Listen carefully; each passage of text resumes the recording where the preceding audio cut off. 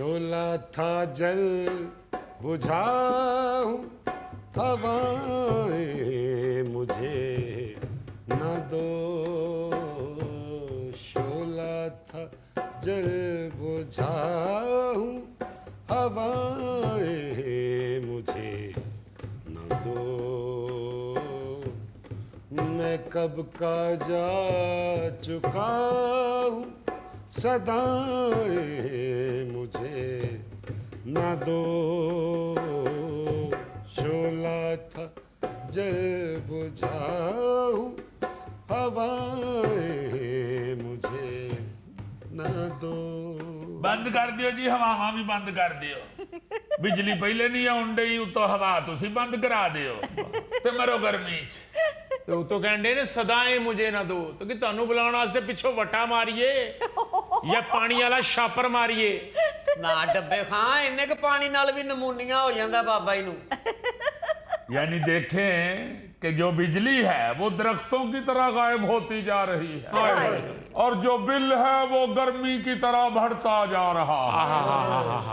तो बाबा जी फरमाइश कर रहे ने, हवाएं मुझे ना दो, उठ के अंदर टुर जाओ, तकलीफ हमें ना दो।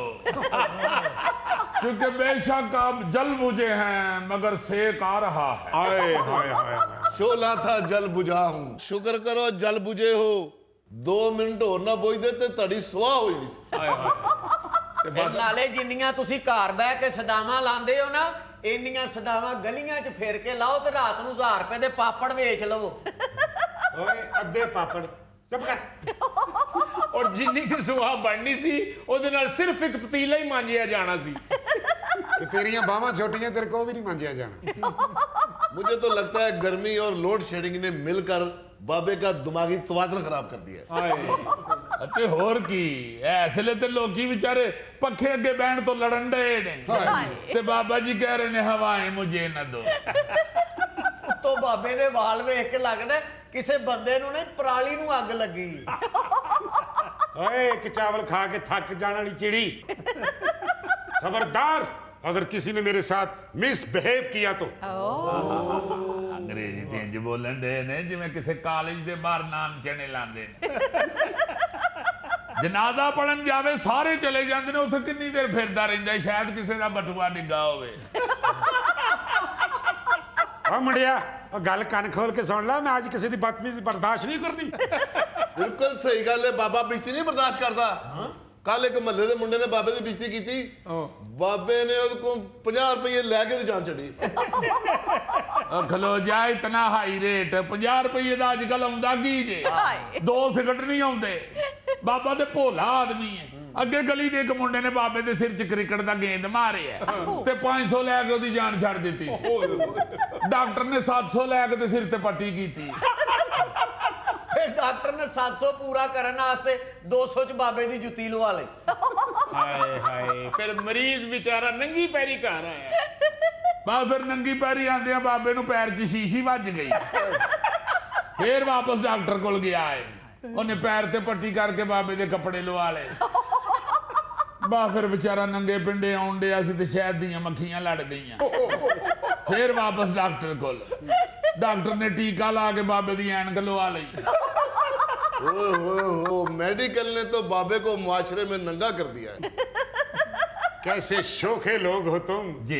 शायद तुम्हें पता नहीं कि तुम्हारी फैमिली में मोअज़्ज़ज़ आदमी सिर्फ मैं हूँ बेटा। ਐਸਾ ਮੁਅੱਜ਼ਜ਼ ਲੱਗਦਾ ਸਟੈਚੂ ਨੂੰ ਯਰਕਾਨ ਹੋਇਆ। मोअज़्ज़ज़ तो देखो जरा। क्या कहने जी, निछा मारने वाली बतख लगन डे। ਇਹੋ ਜਿਹੇ ਪਾਗਲ ਗਰਮੀ 'ਚ ਧੁੱਪ ਨਾਲ ਗੱਲਾਂ ਕਰ ਰਹੇ ਹੁੰਦੇ ਨੇ। ਵਾਹਿਦ ਮੁਅੱਜ਼ਜ਼ ਹੈ ਜਿਹੜਾ ਆਪਣੇ ਸਸੁਰਾਲ ਗਿਆ ਹੋਵੇ ਤੇ ਉਹ ਵੀ ਇਹਨੂੰ ਲਾਤੇ ਲੱਤ ਨਹੀਂ ਰੱਖਣ ਦਿੰਦੇ। मैं तो कहना फोटो ला लो, मुड़ के पता नहीं बाबे को एक्शन बनना कि नहीं। ਸਹੀ ਗੱਲ ਏ ਭੂੰਡ। ਹਾਂ ਉਹ ਪੁੱਤਰ ਅੰਦਰੋਂ ਤਲਵਾਰ ਫੜੋ, ਬਾਬਾ ਜੀ ਦੀ ਫੋਟੋ ਲਾਈਏ। ओ बेटा लोकी फिल्टर वाली फोटो लाते ने, तू लहू वाली लाउन डे। और यार क्यों तंग कर रहे हो बाबा जी को? अच्छा भला वो कोयल जैसी आवाज से गा रहे थे। ਆਹਾ ਇਹ ਬਾਬਾ ਜੀ ਦੀ ਤਾਰੀਫ ਨਹੀਂ ਜੇ ਕਰ ਰਿਹਾ ਸ਼ੋਖਾ ਜੀ। ਓਏ ਕੋਇਲ ਕੋਲੋਂ ਕਿਸੇ ਗੱਲ ਦਾ ਬਦਲਾ ਲੈ ਰਿਹਾ ਜੀ। लगता है तुमने कोई फिल्म नहीं देखी। नाज़रीन, अब आप कव्वे के मुंह से कोयल की आवाज में गाना सुनेंगे। नियत शौक भर ना जाए कहीं, तू भी दिल से, तू भी दिल से, तू भी दिल से उतर ना जाए कहीं, नियत शौक भर ना जाए कहीं, तू कबर में उतर न जाए कहीं। बंद करो। आज देखा है तुझको देर के बाद, आज देखा है तुझको देर के बाद। जी जी जी 8 दिन ਤੇ ਬਾਬੇ ਦੀਆਂ ਅੱਖਾਂ ਖਰਾਬ ਰਹੀਆਂ। ਅੱਖਾਂ ਖਰਾਬ ਨਹੀਂ ਸਨ, ਇਹਨਾਂ ਦੀਆਂ ਅੱਖਾਂ ਖੁੱਲਦੀਆਂ ਹੀ 8 ਦਿਨ ਬਾਅਦ ਨੇ। ओए आज देखा है तुझको देर के बाद, क्या कहे?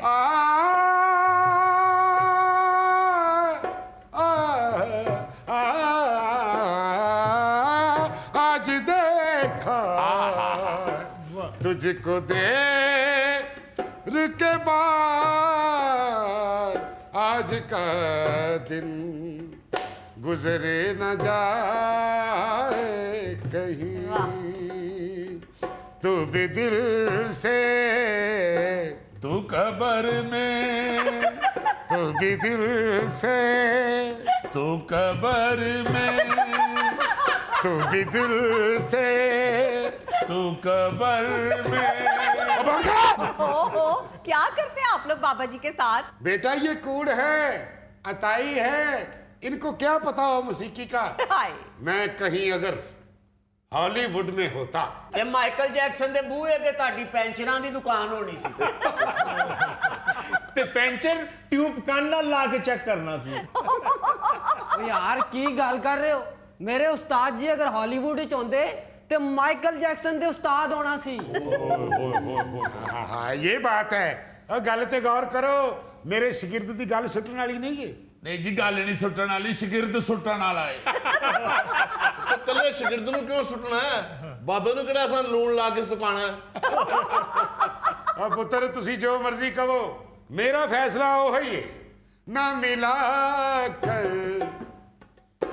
ना मिला कर, ना मिला कर उदास लोगों से, ना मिला कर उदास लोगों से, हुस्न तेरा, हुस्न केड़ा, हुस्न तेरा, ओए हुस्न केड़ा, हुस्न तेरा, हुस्न केड़ा। ਬਾਬਾ ਤੂੰ ਹੁਸਨ ਦੀ ਗੱਲ ਕਰਨਾ ਹੀ ਕਿਉਂ ਹੈ? ਤੇਰੇ ਵਰਗਾ ਬਾਬਾ ਪਿੰਡਾਂ 'ਚ 2 ਨੰਬਰ ਕਰੀਮ ਵੇਚ ਕੇ ਮਟਿਆਰਾਂ ਦੇ ਮੂੰਹ ਸਾੜ ਚੜਦਾ।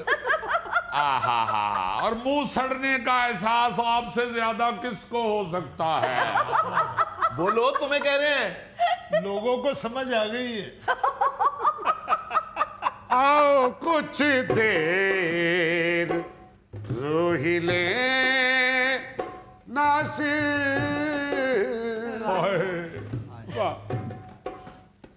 आओ कुछ देर रो ही ले नासिर, फिर ये दरिया, फिर ये मुर्दा,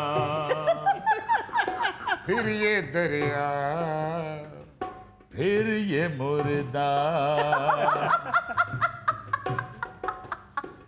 फिर ये दरिया, फिर ये मुर्दा, फिर ये दरिया उतर न जाए कहीं, फिर ये मुर्दा उतर न जाए कहीं। ਉਹ ਬਾਬਾ ਜੀ ਤੁਸੀਂ ਦਰਿਆ ਤਾਂ ਲੈਣ ਕੇ ਜਾਂਦੇ ਹੋ, ਤੁਸੀਂ ਕਿਹੜਾ ਉੱਥੇ ਚੀਲ ਗੋਸ਼ ਸੁੱਟਣਾ ਹੈ? तू भी दिल से उतर न जाए कहीं नियते भर न जाए कहीं।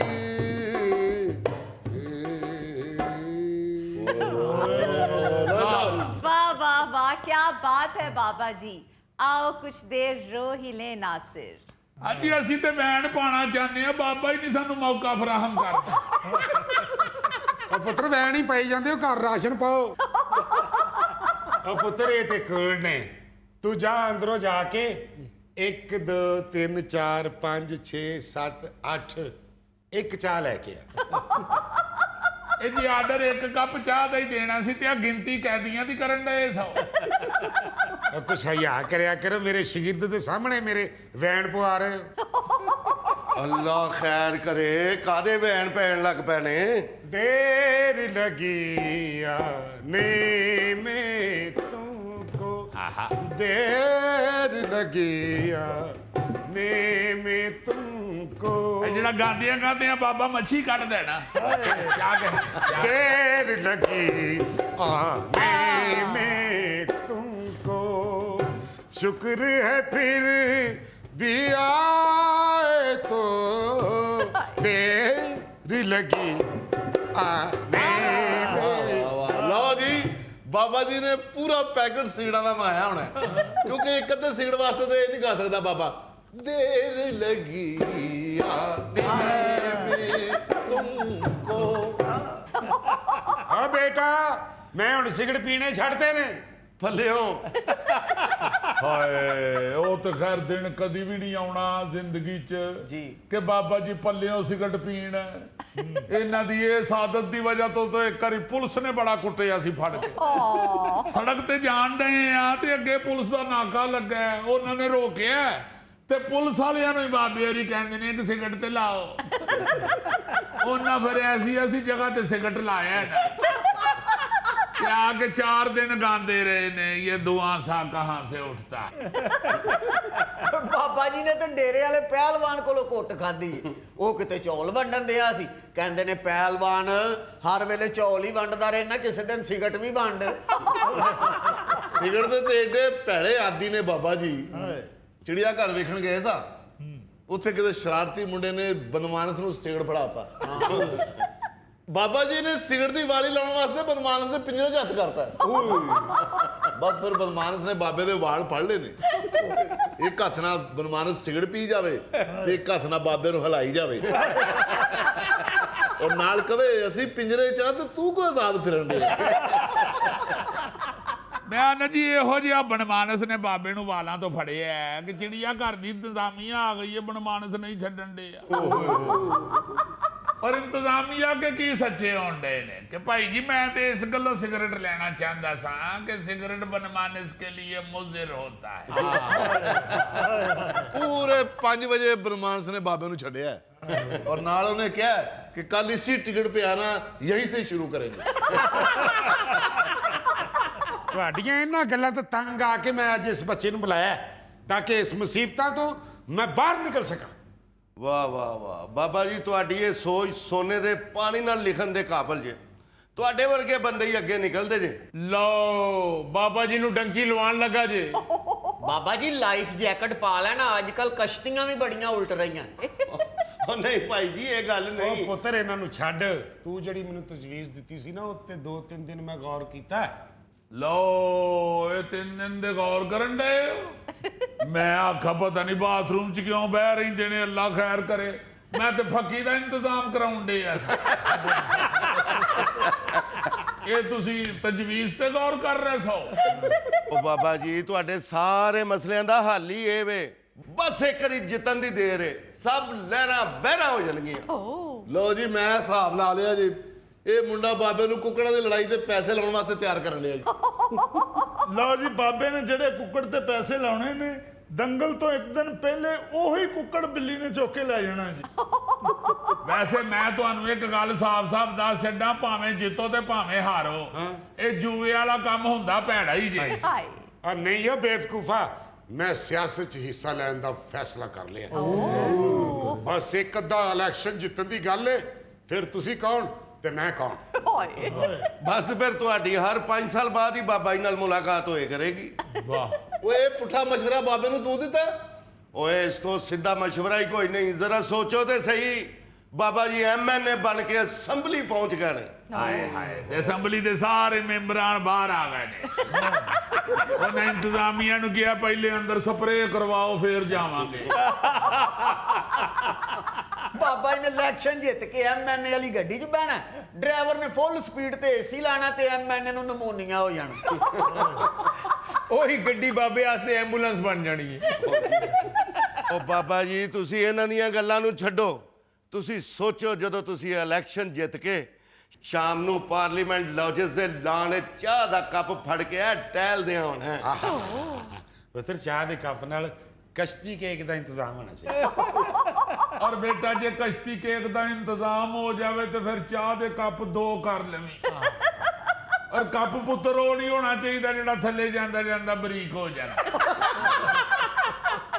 ਕੱਪ ਜਿੱਡਾ ਚੌੜਾ ਉੱਤੋਂ ਹੋਵੇ ਓਡਾ ਚੌੜਾ ਹੀ ਥੱਲੇ ਹੋਣਾ ਚਾਹੀਦਾ। क्या एमएनए के सारे वैलिडेट को चाय मिलती है? ਮੈਨੂੰ ਤੇ ਲੱਗਦਾ ਹੌਲੀ ਹੌਲੀ ਚਾਹ ਦਾ ਪਤੀਲਾ ਹੀ ਚਾੜਨਾ ਪੈਣਾ। ਹੌਲੀ ਹੌਲੀ ਤੂੰ ਵੇਖ ਤੇ ਸਹੀ ਹੁੰਦਾ ਕੀ ਅਸੈਂਬਲੀ ਵਾਲਿਆਂ ਨੇ ਬਾਬਾ ਜੀ ਨੂੰ ਕਹਿਣਾ ਹਲਫ ਚੁੱਕੋ, ਇਹਨਾਂ ਨੇ ਕਹਿਣਾ ਨਹੀਂ ਤੁਸੀਂ ਵੇਲਾਂ ਸੁੱਟੋ ਮੈਂ ਉਹ ਚੁੱਕਾਂਗਾ। ਓਏ यार एक मिनट ठहरो, पहले बाबा जी ਨੂੰ ਵੋਟ ਤੇ ਲੈ ਲੈਂਦੇ ਹੋ। बाबा मेरी बात सुन लो, मैं अपना वोट 5000 से कम नहीं बेचूंगा। और मेरी भी बात सुन लो, अगर इलेक्शन कैंपेन में कीमे वाले नाम ना चले तो मेरी तरफ से साफ जवाब है। ਸ਼ਾਬਾਸ਼, ਹੁਣੇ ਸ਼ੁਰੂ ਹੋ ਗਏ ਹੋ। ਬਾਬਾ ਕੋ ਅਮਰੀਕਾ ਦੇ ਮਿਡ ਟਰਮ ਇਲੈਕਸ਼ਨ ਨਹੀਂ ਲੜ ਰਿਹਾ, ਇਹ ਪਾਕਿਸਤਾਨ ਦਾ ਇਲੈਕਸ਼ਨ ਲੜਨਾ ਹੈ ਬਾਬੇ ਨੇ, ਉਹਦੇ 'ਚ ਤੇ ਬੜੀ ਦੇਰ ਪਈ ਹੈ। ਉਹ ਭਾਜੀ ਤਿਆਰੀ ਸਾਲਾ ਸਾਲ ਪਹਿਲਾਂ ਹੀ ਸ਼ੁਰੂ ਕੀਤੀ ਜਾਂਦੀ ਏ, ਹੁਣ ਤੋਂ ਹੀ ਪਲੈਨਿੰਗ ਹੋਏਗੀ ਤੇ ਹੌਲੀ ਹੌਲੀ ਪਬਲਿਕ ਦਾ ਜ਼ਹਨ बनेगा। बात तो तुम्हारी ठीक है बेटा, मगर तुम्हें यकीन है बाबे ਵੱਲੋਂ ਪਬਲਿਕ ਦਾ ਜ਼ਹਨ ਬਣ ਜਾਏਗਾ? ਪੁੱਤਰ ਸਾਡੇ ਨਾਲ ਤੇ ਸਾਰੀ ਜ਼ਿੰਦਗੀ ਦਾ ਰਹਿਣ ਡਿਆ ਹੀ, ਸਾਡਾ ਤੇ ਅੱਜ ਤੱਕ ਜ਼ਹਨ ਨਹੀਂ ਉਹ ਬਣਿਆ। ਉਹ ਜ਼ਹਨ ਕੀ ਬਣਨਾ ਹੈ, ਸਾਡਾ ਤਾਂ ਬਣਿਆ ਹੀ ਕੁਝ ਨਹੀਂ। क्यों नहीं बनया जनाब, देखो चाह बन गई है। लो उस्ताद जी। ਆਹਾਹਾ, ਸਦਕੇ ਜਾਵਾਂ ਕੰਦੋਈ ਤੋਂ। ਪੁੱਤਰ ਇੱਕ ਵਾਰ ਇਲੈਕਸ਼ਨ ਜਿੱਤ ਲੈਂਦੇ ਹੋ ਬੱਚਿਓ, ਤੁਹਾਨੂੰ ਹਰ ਸ਼ੈ ਲੈ ਦੇਣੀ। ਮੈਂ ਨਵੀਂ ਗਿਟਾਰ ਲੈ ਦੇਣੀ, ਤੈਨੂੰ ਢੋਲਕ ਲੈ ਦੇਣੀ, ਤੈਨੂੰ ਮੈਂ ਡਰਮ ਲੈ ਦੇਣਾ, ਘਰ ਬਣਾ ਦੇਵਾਂਗਾ, ਗੱਡੀਆਂ ਆ ਜਾਣਗੀਆਂ। ਪੁੱਤਰ ਗੱਲ ਹੀ ਹੋਰ ਹੋ ਜਾਏਗੀ। क्या कहने, यानी पूरी प्लानिंग के अंदर अवामी खिदमत कहीं मौजूद नहीं। यानी हले सिर्फ प्रोग्राम बन रहा है तो सेल्फिशनेस सेव है कि सारा कुछ अपना बना रहे ने। उस्ताद जी एवें तानू शेख चिल्ली वाले ख्वाब विखा रहे ने, इलेक्शन लड़ना कोई इन्ना आसान नहीं होता। ਤੁਹਾਨੂੰ ਤੇ ਹਜ਼ੂਰ ਮੁਖਾਲਫ ਨੇ ਇੱਕ ਦਬਕਾ ਮਾਰਨਾ ਹੈ ਤੇ ਇਲੈਕਸ਼ਨ ਮੁੱਕਣ ਤੱਕ ਤੁਸੀਂ ਮੰਜੀ ਥੱਲਿਓਂ ਬਾਹਰ ਨਹੀਂ ਆਣਾ। ਇਹਦਾ ਵੀ ਹੱਲ ਹੈ, ਬਾਬਾ ਜੀ ਕਿਸੇ ਮਸ਼ਹੂਰ ਪਾर्टी ਦੇ ਟਿਕਟ ਤੋਂ ਇਲੈਕਸ਼ਨ ਲੜਨਗੇ और वो पार्टी बाबे को टिकट सदका समझ के देगी। ओ यार हमें सदका समझ के देंगे, ਅਸੀਂ ਪਾर्टी ਨੂੰ ਫੰਡ ਜਮ੍ਹਾਂ ਕਰਾਵਾਂਗੇ। ਬਾਬਾ ਜੀ ਸਿਰਫ 10 ਕਰੋੜ ਪਾर्टी ਨੂੰ ਜਮ੍ਹਾਂ ਕਰਾਣਾ ਤੇ ਤੁਹਾਡਾ ਟਿਕਟ ਪੱਕਾ। 10 ਕਰੋੜ ਰੁਪਈਆ? ਇਹ ਪੁੱਤਰ ਫਿਰ ਤੂੰ ਹੀ ਕਰਾਉਣਾ, ਮੇਰੇ ਕੋਲ ਤੇ ਜੁੱਤੀ ਪਾਲਿਸ਼ ਕਰਾਉਣ ਜੋਗੇ ਪੈਸੇ ਨਹੀਂਗੇ। ਤੁਸੀਂ ਭਾਈ ਜੀ ਫਿਰ ਪਾਰਟੀਆਂ ਨਾਲ ਗੱਲ ਕਰ ਲਵੋ, 500 ਰੁਪਈਆ ਐਡਵਾਂਸ ਦੇ ਦਿੰਨੇ ਆ। ਇਲੈਕਸ਼ਨ ਜਿੱਤਣ ਦੇ 6 ਮਹੀਨੇ ਬਾਅਦ ਬਾਬਾ ਜੀ ਪੂਰੀ ਰਕਮ ਕਰ ਦੇਣਗੇ। ਘਰ ਸਿਰਫ 1.5 ਲੱਖ ਦਾ ਹੈ? ਜੀ ਜਨਾਬ, ਇਹ ਦੁਨੀਆ ਦਾ ਵਾਹਿਦ ਘਰ ਜੇ ਜਿਹਦੀ ਜਿੱਧਰੋਂ ਵੀ ਖਿੜਕੀ ਖੋਲੋ ਅੱਗੋਂ ਛੱਪੜ ਨਜ਼ਰ ਆਉਂਦਾ ਹੈ। यस, ये घर एक जजीरा है।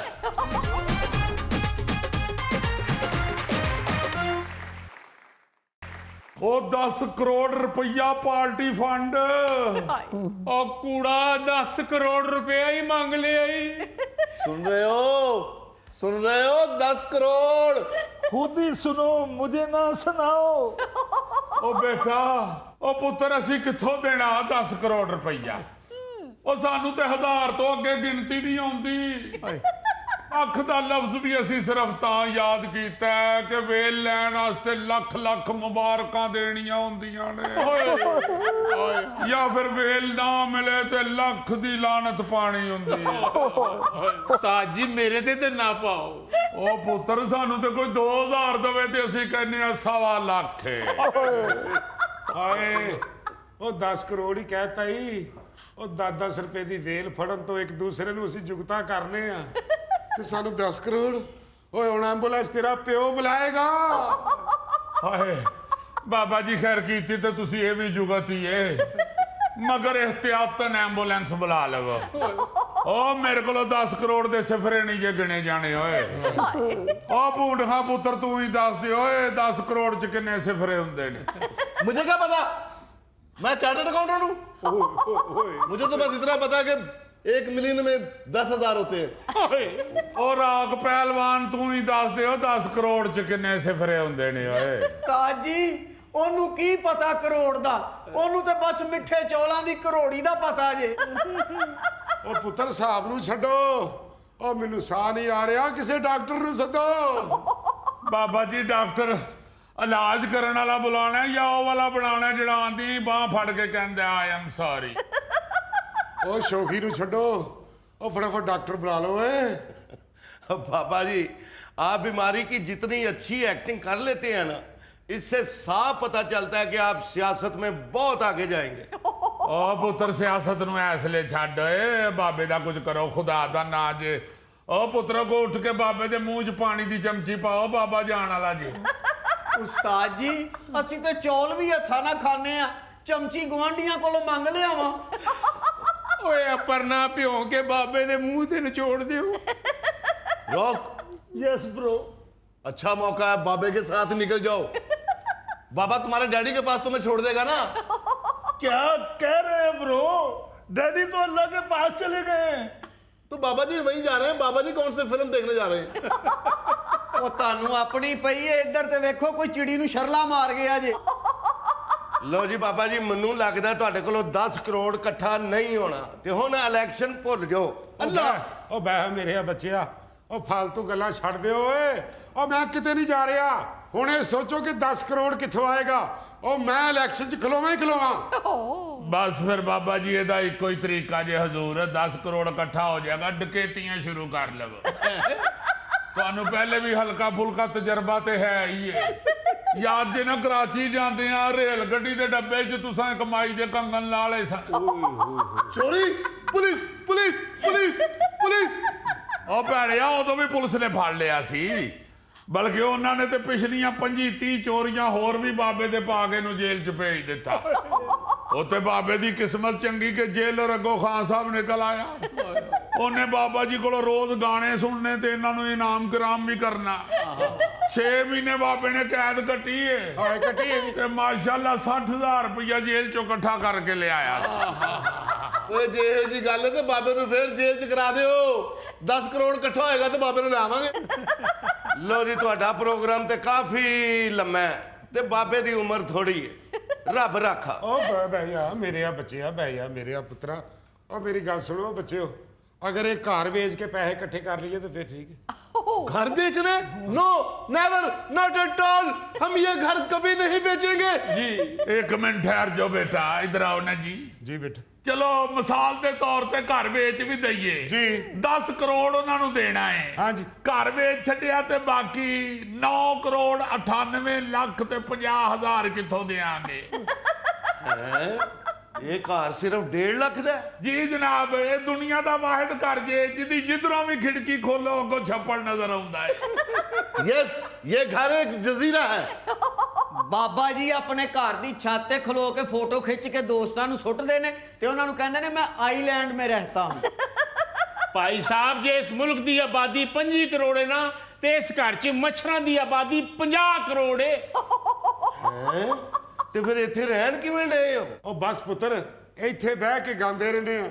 ये घर मेरा गुलशन है, ये घर मेरा गुलशन है, गुलशन का खुदा हाफिज ये घर मेरा गुलशन है। ਵਾਹ ਵਾਹ ਵਾਹ ਵਾਹ ਵਾਹ ਬਾਬਾ ਜੀ, ਐਡੇ ਮੁਸ਼ਕਲ ਵਕਤ 'ਚ ਵੀ ਐਡੇ ਸੋਹਣੇ ਗਾਣੇ ਗਾਉਂਦੇ ਹੋ। ਤੁਸੀਂ ਸਿਆਸਤ 'ਚ ਬਹੁਤ ਕਾਮਯਾਬ ਹੋਵੋਗੇ। ये डब्बे खां भी आपको मच्छरों का हिसाब दे रहा है, मक्खियों की गिनती अलग है। Oh my God. ਐ ਤੇ ਪੁੱਤਰ ਸਾਨੂੰ ਕਿਸੇ ਸ਼ਾਗਿਰਦ ਨੇ ਦੀਵਾਰਾਂ ਪੇਂਟ ਕਰਾ ਦਿੱਤੀਆਂ ਨੇ, ਵਰਨਾ ਕੰਧਾਂ ਤੇ ਇੰਨੀ ਮੱਖੀ ਬੈਠੀ ਹੁੰਦੀ ਸੀ, ਲੱਗਦਾ ਸੀ ਅਸੀਂ ਕੰਧਾਂ ਤੇ ਚਿਪਸ ਕਰਾਈ। मेहमान आता सी तो बड़ी तारीफ करता सी, आपने दीवारों पे बहुत अच्छा डिजाइन बनवाया हुआ है। वो तो फिर मुड़ के दीवार नूं छेड़ता सी ते विचों अद्धा डिजाइन उड़ जांदा सी। अंग रोगन से पहले तो ये इतना खौफनाक घर था कि बाबे की जेब से एक दिन सांप निकल आया था। जेब में से सांप निकल आया? आहो पुत्र, तू वड्डियां कोलों सुनिया नहीं होया, सप हमेशा खाली जगह च रहिंदा है। ਭਾਈ ਸਾਹਿਬ ਇਹ ਤੇ ਉਹ ਘਰ ਏ ਬਾਰਿਸ਼ ਬੰਦ ਹੋਣ ਦੇ 3 ਦਿਨ ਬਾਅਦ ਵੀ ਛੱਤ ਚੌਂਦੀ ਰਹਿੰਦੀ ਏ। ਮੈਂ ਆਨਾ ਬਾਰਿਸ਼ਾਂ 'ਚ ਵਿਹੜੇ 'ਚ ਡੱਡੂ ਇੰਜ ਨੱਚਣ ਡਏ ਹੁੰਦੇ ਨੇ ਜਿਵੇਂ ਸਾਡੇ ਘਰ 'ਚ ਮਹਿੰਦੀ ਏ। ਹਾਂਜੀ। इस घर दे कमरे किन्ने ने?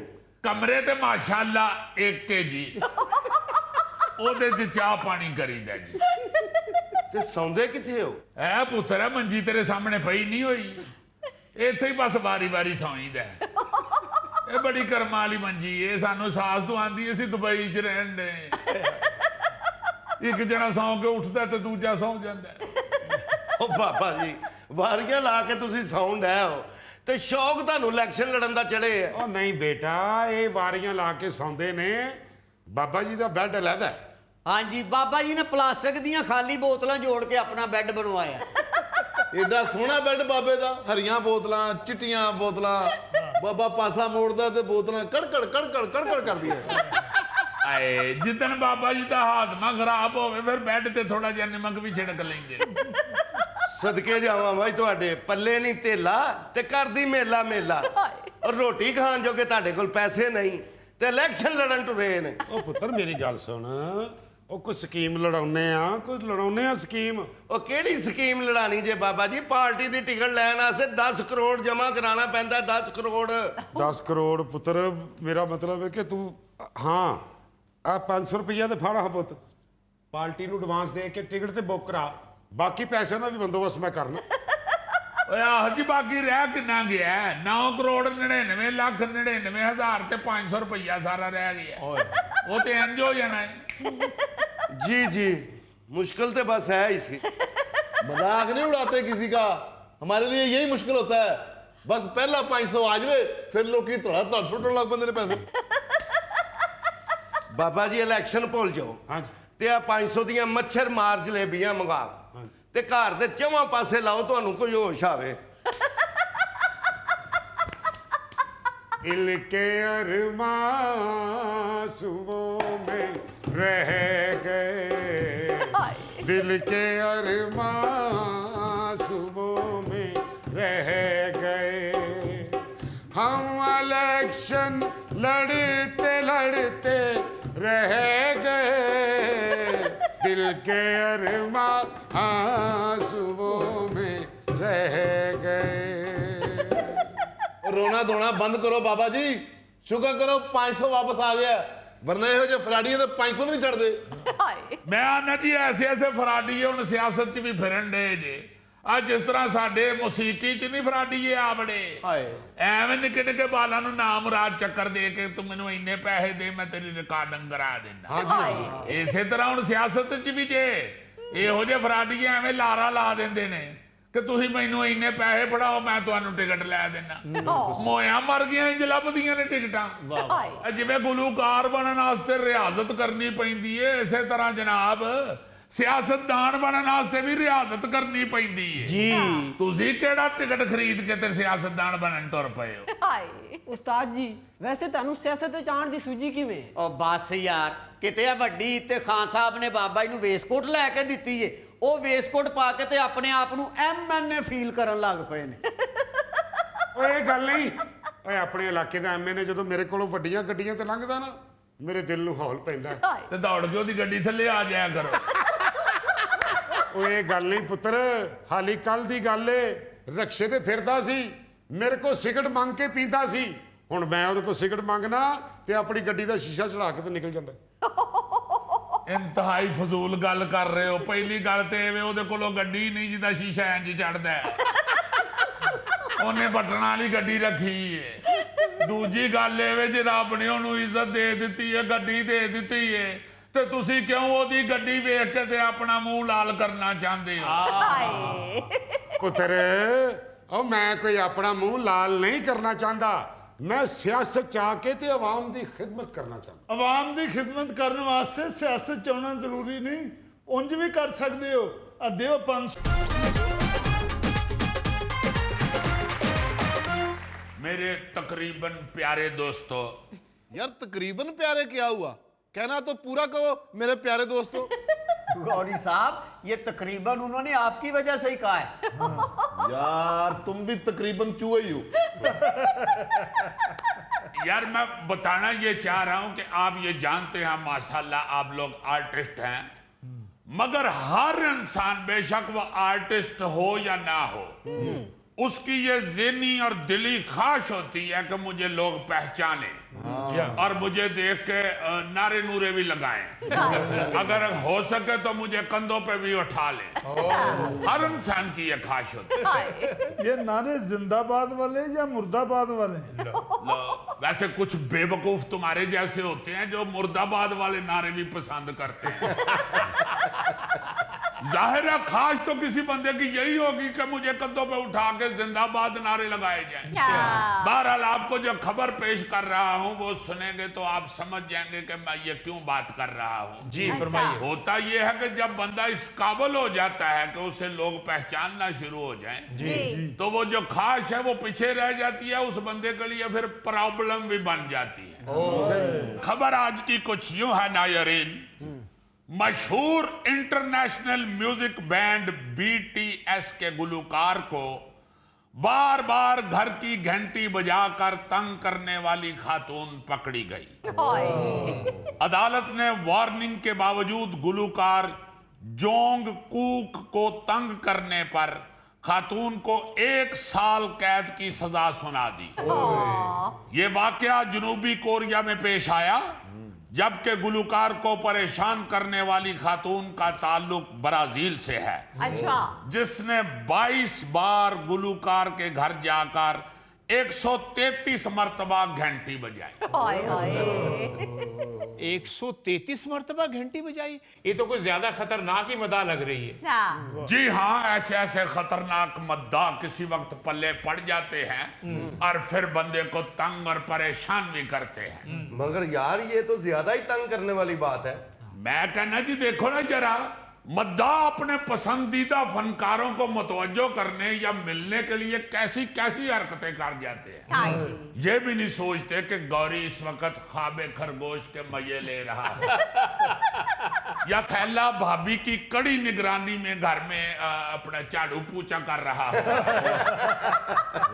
या शाज़म मिर्जा बेचारा अपने पिंड जाके मोबाइल साइड पे रख के मुंजी की वाडी कर रहा हो, या जुल्फी को उसकी बेगम ने सजा के तौर पे किसी स्टूल पे खड़ा किया होगा, या मुजफ्फर बेचारा किसी टहनी पे बैठ के बेर खा रहा होगा। भाई आपने तंगी करना है तो जाओ फिर बजाओ ना जाके जरा गोगे दे घर दी घंटी, तानू पता लगे। पहली गल तो यह कि घंटी खराब है, दूजी गल यह कि जे गलती नाल किसी ने गोगे दे घर दी घंटी बजाई भी है तो उन्होंने यहो जी करंट पई है कि मुड़ के नहीं उधर आया। ਉਹ ਚਲੋ ਜੀ ਗੋਗੇ ਦੇ ਘਰ ਦੀ ਘੰਟੀ ਖਰਾਬ ਏ ਤੇ ਗੋਗਾ ਕਿਹੜਾ ਸਹੀ। ਬੈਲ ਸਹੀ ਵੀ ਹੋਵੇ ਤੇ ਗੋਗੇ ਨੂੰ ਫਰਕ ਨਹੀਂ ਪੈਂਦਾ। ਇਹਨੇ ਤੇ ਛੱਤ ਨਾਲ ਸੰਗਲ ਬੰਨੇ ਆ, ਜਿੰਨੀ ਦੇਰ ਚ ਇਹਨੇ ਸੰਗਲ ਫੜ ਕੇ ਉੱਠਣਾ ਉਨੀ ਦੇਰ ਚ ਬੈਲ ਵਜਾਣ ਵਾਲਾ ਦੌੜ ਜਾਂਦਾ। यार ऐसे फजूल बात ना करो, आजकल तो वैसे ही गर्मियां हैं। हाय गोगा घर के बाहर बड़े मंजे पर ऐसे सो रहा होता है जैसे सी लाइन समुद्र के किनारे पड़े होते हैं। यार मेरी मेडिकल रिपोर्ट बाद में पेश कर देना, पहले अपनी खबर की रिपोर्ट पेश करो। आई एम सॉरी, खबर की रिपोर्ट आई मीन तफसील कुछ यूं है जी जनूबी कोरिया का एक बड़ा मशहूर बैंड है BTS। हाँ जी, ये पूरी दुनिया में बड़ा पॉपुलर है, यू नो। बिल्कुल लाइमन म्यूजिक से दिलचस्पी लेने वाले लोग इसे जानते हैं। जी। उसके गुलूकार हैं जोंग कुक। उसने पुलिस को शिकायत की कि कोई खातून उसके घर की घंटी बार बार बजा के तो तंग कर रही है। अच्छा, अजीजी ये चिट्टा चौड़ा जॉन कूक ने गाया हुआ ना। अब भाई जनूबी कोरिया का गुलूकार है, खुदा का खौफ खाओ। चिट्टा चोला तो नवाज अंजम ने गाया है। और ਉਹਦੇ ਬਾਅਦ मुल्तान इलाके ਦੇ हर गुलूकार ने गाया। इन्ना मशहूर हो गया चिट्टा चोला, ਹੁਣ ਤੇ ਜਿਹੜੇ ਗਲੀ ਚ ਮੰਗਣ ਆਉਂਦੇ ਨੇ ਉਹ ਵੀ चिट्टा चोला गा के ही मंगते। बहरहाल खतून ने जब बताया कि मैं उसकी फैन हूं, उसे मिलना चाहती हूँ, वो बाहर नहीं आ रहा, सही। तो पुलिस वालों ने उसे समझाया कि वो रात को थका हुआ आया है, उसे तंग ना किया करो, जाके अपनी हांडी रोटी कर, बीबी जा तेरी खैर हो। घर वाले परेशान हो रहे होंगे, तुम आकर इधर इसकी घंटियां बजा रही हो। लेकिन खतून नहीं मानी। अच्छा, जी हाँ, पुलिस को मजबूरन उसे पकड़ के थाने ले जाना पड़ा। वहां पहुंचकर पता चला कि वो सिर्फ घंटियां ही नहीं बजा रही, बल्कि गुज़श्ता साल दिसंबर से अब तक उसने कई बार गुलूकार के घर में घुसने की कोशिश भी की थी। घर के अंदर अपनी तस्वीरें और खत भी फेंकती रही है। और अब उसने बेल बजाने का काम शुरू कर दिया। हाय। उसके बावजूद पुलिस वालों ने उसे वार्निंग देके छोड़ दिया कि दोबारा इस घर के आसपास दिखाई ना देना। सही। लेकिन उस खतून ने थाने से निकलकर रक्षा पकड़ा और सीधा गुलूकार के कार पहुंच गई। लो। जाके फिर कैंटी भी जा दी। नहीं तो उसने रक्षा क्यों पकड़ा? गुलूकार समनाबाद में रहता था। यार गौरी, जनूबी कोरिया में रक्षे रुक्षे चलते ही होंगे, वहां कोई लोग कुत्ते पे बैठ के तो नहीं ना सफर करते।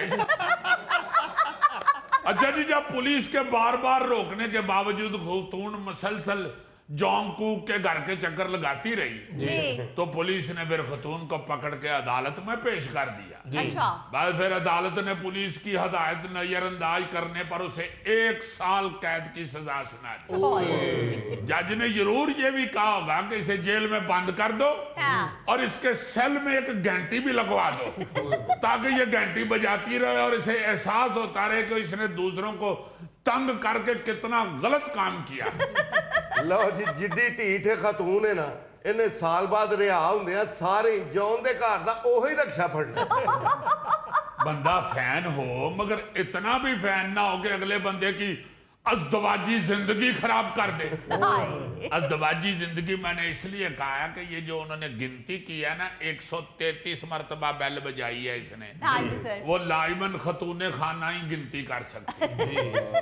ये जोंग की बीवी ने ही गिना होगा कि 133 हो गई ने बेला, बल्कि उसने जोंग के साथ लड़ाई झगड़ा भी शुरू कर दिया होगा। हाय। और जाओ सज सज के उधर रोमांटिक गाने गाने के लिए। बल्कि मुझे तो यकीन है कि तुमने वो जो पीले रंग की उस दिन शर्ट पहनी थी वो इसी औरत की वजह से पहनी। जोंग बेचारा मुसीबत का शिकार होया होना, ना उधर कुछ कहने जोगा ना उधर कुछ कहने। उसकी बीवी ने वार्निंग दे दी होगी, 133 घंटियां तो मैं बर्दाश्त कर लिया ने, जे पूरी 150 हो गई ना तो मैं नहीं हूं इस घर च रहना। मैं तेन दस देखो ना जरा, ये मशहूर लोगों के साथ, बेचारों के साथ क्या क्या होता है। हाँ जी सर। कि फैन जो है वो जुनून की हद तक पीछे पड़ जाते हैं। हाय। जैसे बंदा वेड़े च बह के खाना खा रहा हो तो एक मक्खी नहीं आ जाती, उन जो मर्जी करी जाओ, फिर घूम घूम के उत्थे ही होती। पता नहीं उस मक्खी ने सालन चो को बोटी पसंद कर ली। ਇਹ ਜਨੂਬੀ ਕੋਰੀਆ ਦਾ ਗੁਲੂਕਾਰ ਹੀ ਹੈ ਜਿਹੜਾ 133 ਘੰਟੀਆਂ ਬਰਦਾਸ਼ਤ ਕਰ ਗਿਆ ਹੈ। हाँ। ਜਿੰਨੀ ਸਾਡੀ ਇੱਥੇ ਬਿਜਲੀ ਮਹਿੰਗੀ ਹੈ, ਇੱਥੇ ਕਿਸੇ ਨੇ 133 ਵਾਰੀ ਘੰਟੀ ਵਜਾਈ, ਉਹਨੇ ਬਾਹਰ ਨਿਕਲ ਕੇ ਕੁੱਟਣ ਹੀ ਲੱਗ ਪੈਣਾ। एक फैन गोगे के पीछे पड़ गई। उसने कहा गोगा जी आपने मेरे साथ खाना खाना है। दोवां ने होटल च बह के खाना खादा है। उस बेचारी ने होटल दा बिल वेखिया। उस तो बाद हुण गोगा जदों भी टीवी ते आंदा वो टीवी बंद कर देंदा। नहीं जुल्फी साहब, पाकिस्तान में ऐसे वाकयात नहीं होते। नहीं नहीं, ऐसी भी बात नहीं है। मुझे याद है खबर आई थी, को खातून फैन जो है वो हुमायूं सईद के घर पहुंच गई थी। अच्छा। हाँ, उसे कहती है जी मैं आपको अपना शौहर मानती हूँ, आप मुझसे शादी करें। वो ते अल्लाह का शुक्र है भाभी घर सी, वरना हुमायूं सईद बेचारे को किथे ना होनी सी। मेरा मतलब है कि बड़ी मुश्किल सूरत-हाल हो जाती है ना जी इस तरह की। जी। जैसे वसीम अकरम हमारा बब्बर शेर हीरो जो है, वाह जी वाह। उनके घर एक फैन पहुंच गई थी लड़की। अच्छा। और जाके उनके वालिद साहब को अपना तारुफ करा रही है जी कि मैं आपकी बहू हूँ। वो तो अल्लाह का शुक्र है उनके वालिद साहब ने जरा सोचा कि यार मुंडा जितना बिजी है वो साढ़े जोर लान ते नहीं हले विआह करन दिया, तो ये उन्हें लोक लगा के किथों कीता उन्हें। उन्होंने फिर बड़े तरीके से उस खतून से जान छुड़ाई। सही। इसी तरह इंडियन अदाकार अक्षय कुमार के घर एक खातून मिलने पहुंच गई। अच्छा। और मिलने में रुकावट की वजह से अपना हाथ काट लिया। यानी बाकायदा जज्बाती ब्लैकमेलिंग तक फैंस उतर आते हैं। हाय हाय। और मशहूर लोगों को समझ नहीं आती कि अब उनके साथ कैसे निपटा जाए, क्या कहा जाए। हाँ जी। जुल्फी के घर भी ਇਹਦਾ ਇੱਕ ਫੈਨ ਪਹੁੰਚ ਗਿਆ ਸੀ। ਉਹ ਇਹਨੂੰ ਅੱਧਾ ਕਿਲੋ ਬਦਾਮ ਤੇ ਨਾਲ ਦੇਸੀ ਘਿਓ ਦਾ ਡੱਬਾ ਦੇ ਗਿਆ। ਉਹ ਕਹਿੰਦਾ ਭਰਾਵਾ ਕੁਝ ਖਾਇਆ ਪੀਆ ਕਰ, ਨੇਰੀਆਂ ਨੂਰੀਆਂ ਚੱਲਦੀਆਂ ਨੇ। यार फैन जज्बाती होकर कुछ भी करने को तैयार हो जाते हैं। जी जी। एक क्रिकेट मैच के दौरान शोएब अख्तर ने विकेटें उड़ाई और शाहरुख खान भाग कर गया और उसको उठाने की कोशिश की हमारे शोएब अख्तर को। लेकिन वो उठाया ही नहीं गया। फिर प्यार से शोएब अख्तर ने शाहरुख खान को उठाया। हाय हाय हाय। शोएब अख्तर की तो ना परफॉर्मेंस किसी से उठाई गई है, ना वो खुद किसी से उठाया गया। किसी माँ की गोद उजड़ गई, किसी बाप के बुढ़ापे का सहारा चला गया, किसी बहन का को भाई खो गया। ओए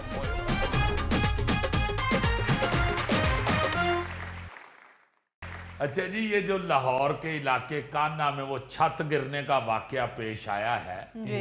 और उसमें 14 मासूम बच्चे अल्लाह को प्यारे हो गए हैं, वो आप सबको पता ही है उस वाकये का। हाँ जी।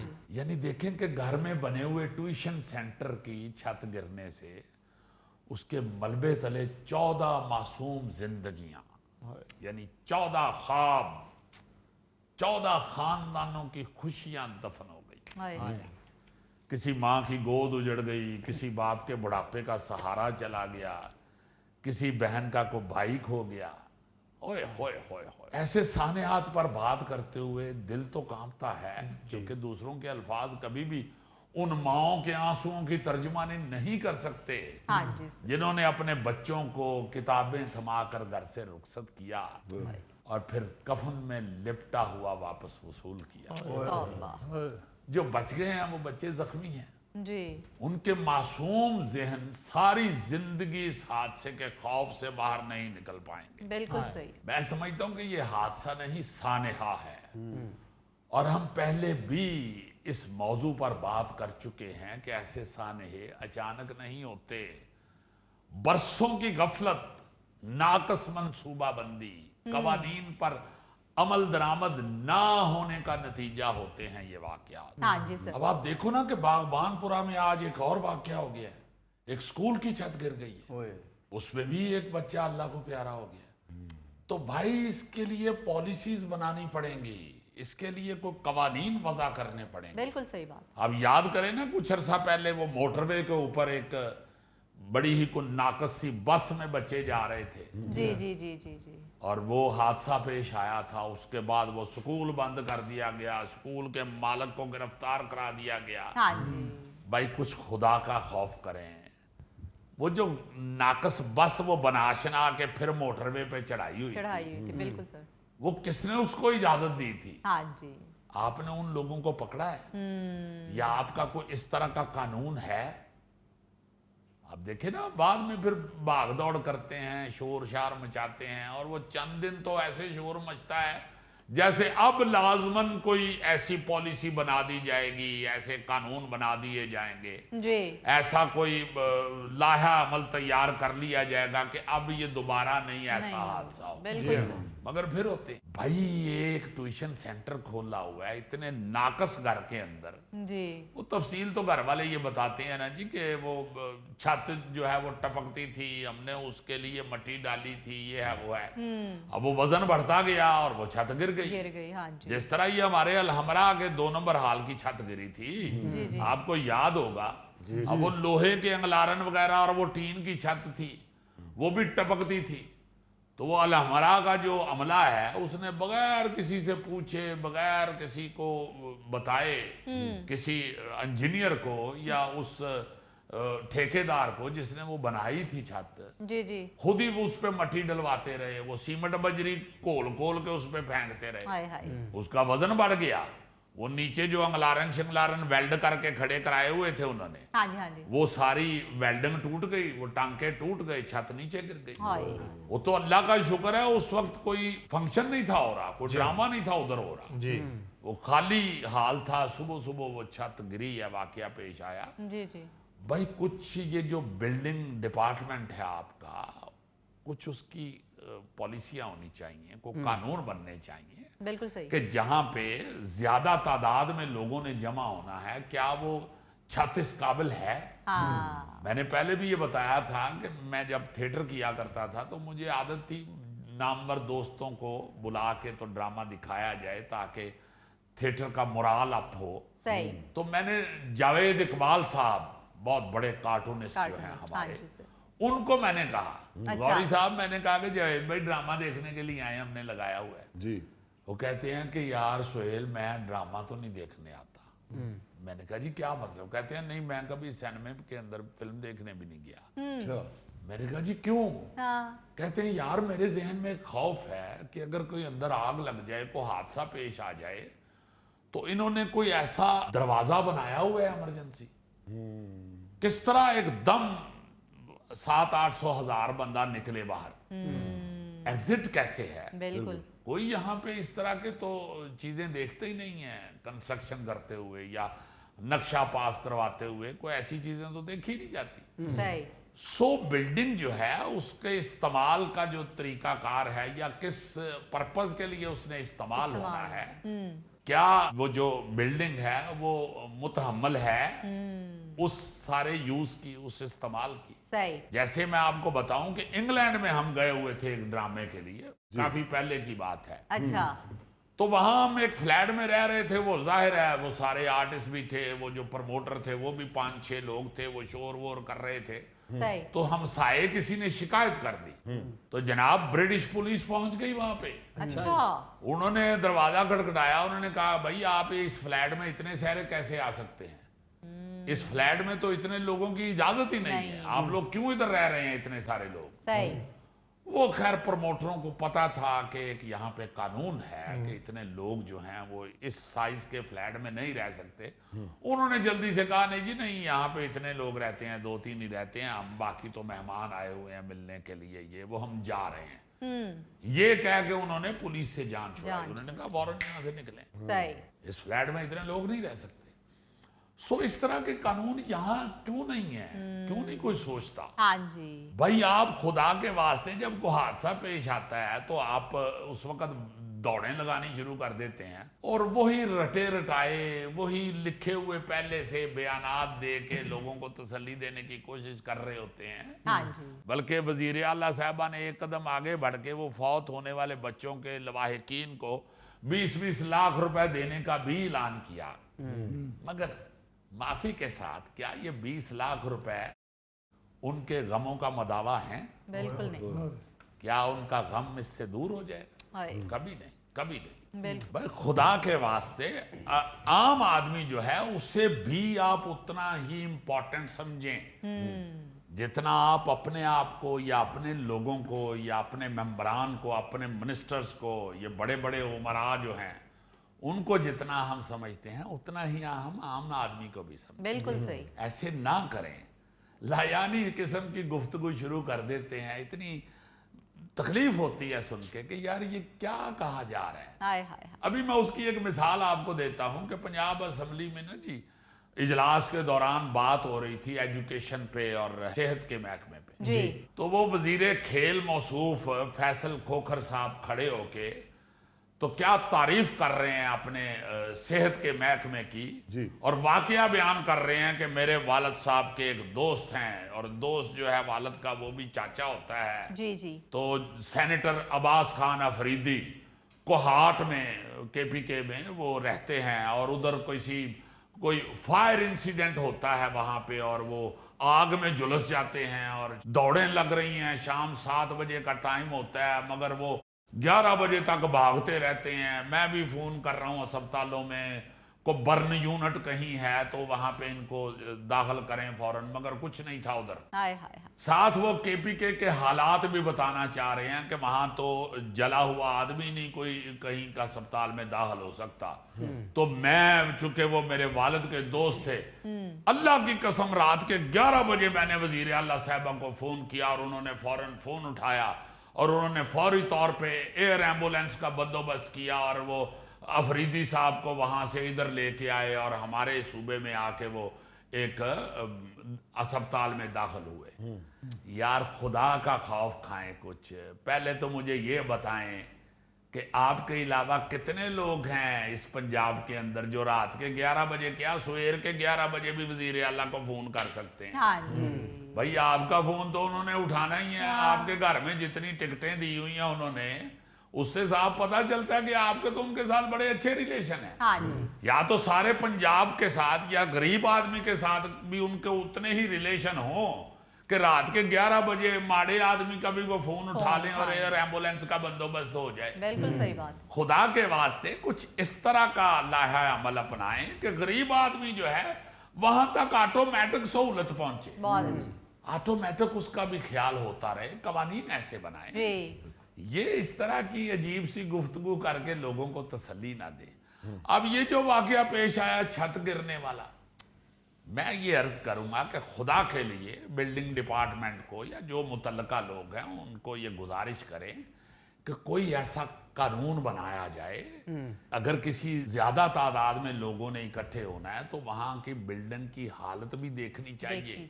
बिल्कुल। क्या ये मुतहम्मल है ये बिल्डिंग इतने लोगों के यहाँ अंदर आने की? हाँ जी। या ऐसी को नाजुक सूरत हाल तो नहीं है कि खुदा ना खास्ता को हादसा पेश आ जाए तो को बहुत बड़ा नुकसान हो जाए जैसे ये हो गया है। बिल्कुल। नाजरीन, ये था आज का हस्बे हाल। इंशाल्लाह आपसे फिर मुलाकात होगी, तब तक के लिए अल्लाह हाफिज।